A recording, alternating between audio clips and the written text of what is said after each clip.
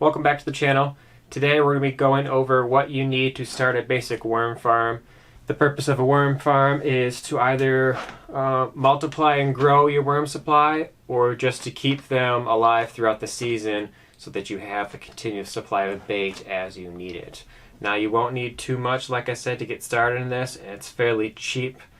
So let's get into that. So a few basic things you're going to need to get started is, first and foremost, picking out your container. This can be any container that you already have. It just has to be able to keep the water in. And as I'll show you, you'll need to drill holes in a lid so that the moisture can escape.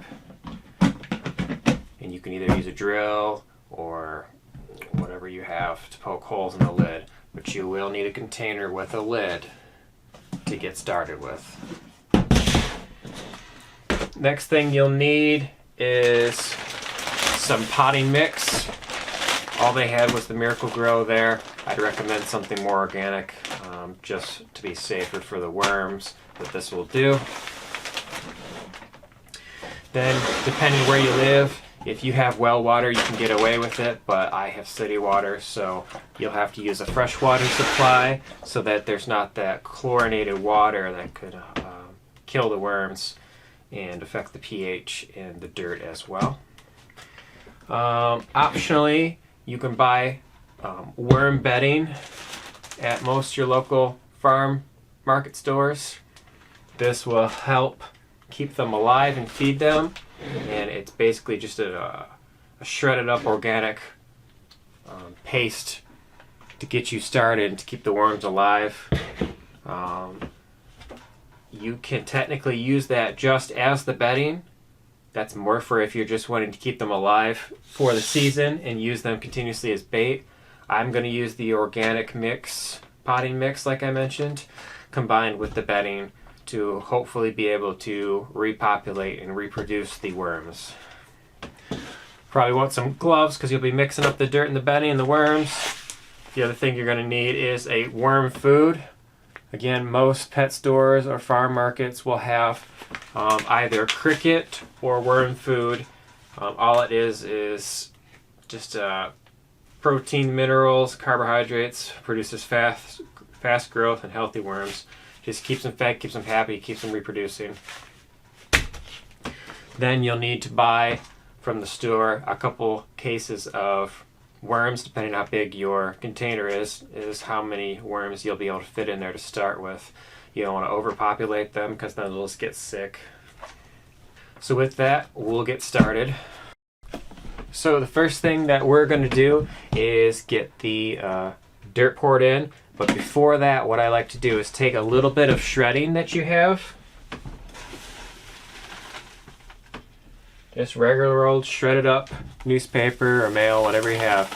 And spread it on the bottom, with the bottom layer to start.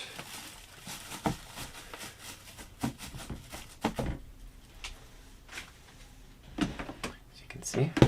And then next, we're going to put the potting soil in.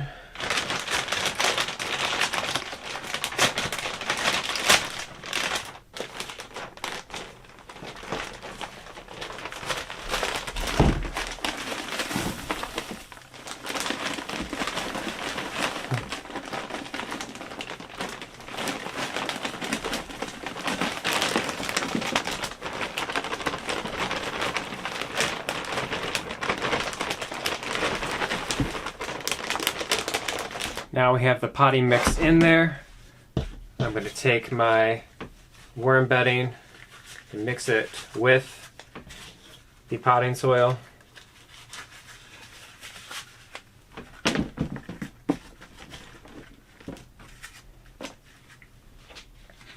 Follow your instructions on your worm bedding. Most of the time they have a pre-mixed requirement for water.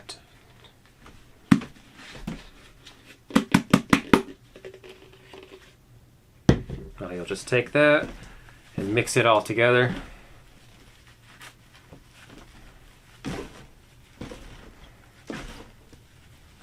try to break up the dirt as much as you can so the worms have an easier time making their way through it.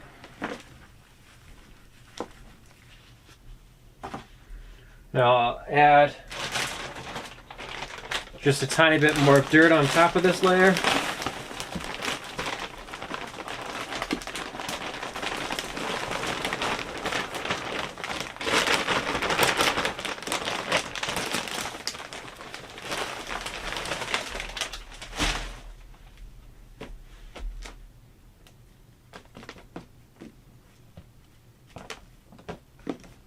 And break up those chunks.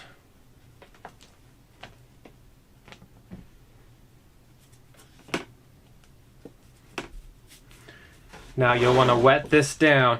Now this should never be too damp. It should be just a little bit on the moist side. It shouldn't be oversaturated.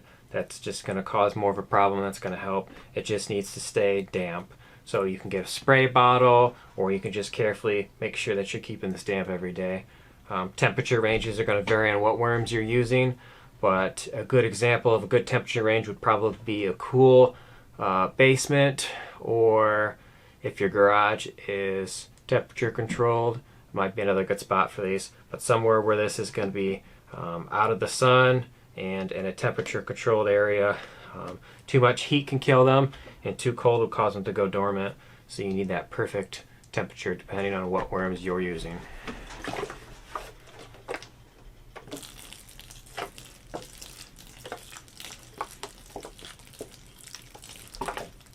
That should be plenty to moisten up the dirt.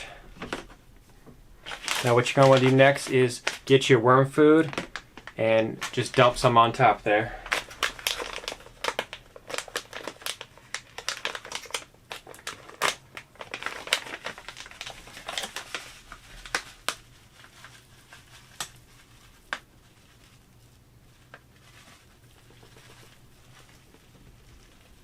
Don't need to be shy about it. Worms eat a lot when they're healthy and happy. You'll need to continue to feed them as you go. Okay? Like I said, don't be shy about it. Read the instructions how much it wants, but for the most part, it's usually a pretty thick layer. So now, you'll take your worms and just dump them straight on top. They'll work their way down.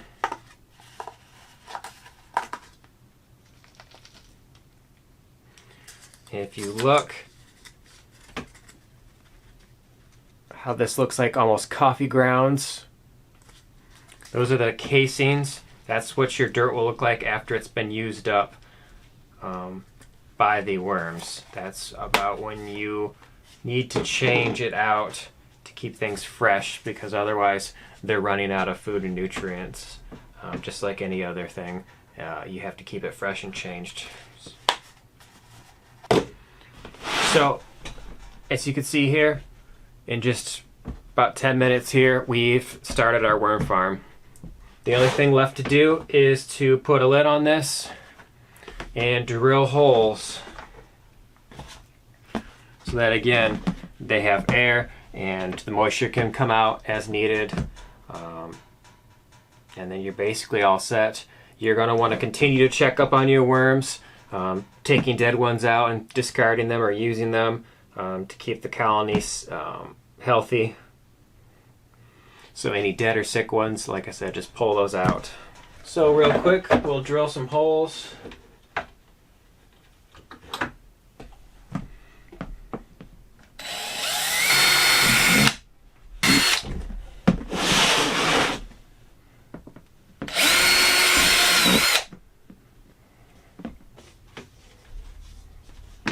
So, now you'll have your holes drilled into this, and you're officially worm farming. Like I said, store this in a cool, dark place. Keep the dirt moist, not overdone. Keep checking on the worms, keep them fed, happy, and they'll start reproducing probably in a few weeks. You'll start to see some results. And then you'll be able to use these. For what I'm going to use them for is for fishing and for feeding the pond bluegill from the pond series.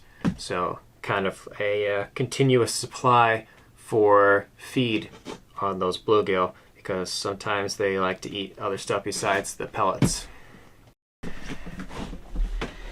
So as I mentioned, your worm farm is good to go.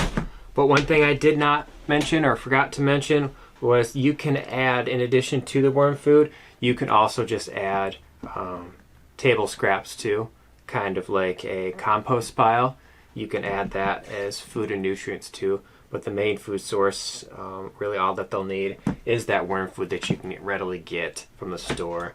And it only sets you back a few bucks, and it feeds them for a decent amount of time.